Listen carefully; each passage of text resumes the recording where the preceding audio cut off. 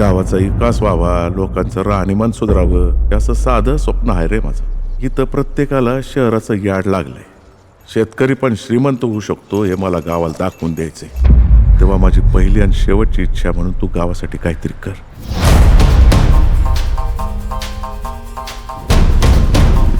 आप्पा नेहमीच आधी गावाचा आणि नंतर स्वतःचा विचार करायचा.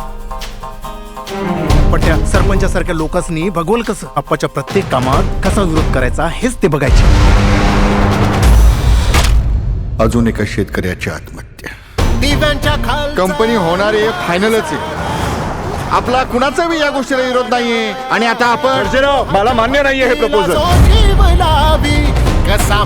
गावात असं पाहुण्यावानी 4 दिवस राहायला येणाऱ्यांनी आधी गावात काय चाललं ते बघायचं आणि मग बोलायचं. कळलं?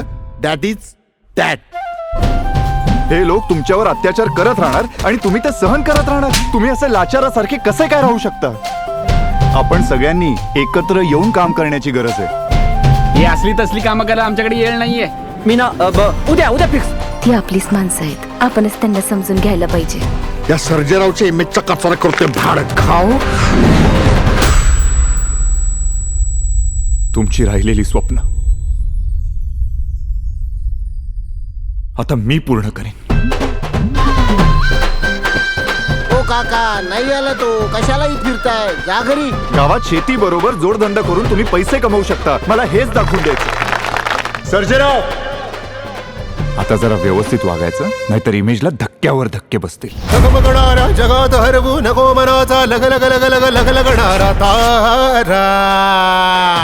डॅडने तुझ्या भरोशावर इतकं मोठं प्रोजेक्ट घेतलं होतं आणि तू अचानकच गावात राहायचा निर्णय घेतलास.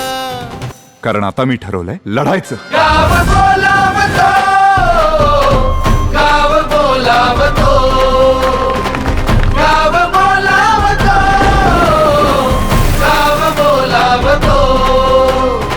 सुखाचा दुःखाचा करून घे सारा, धुळीचा लाव पुन्हा मातीतला.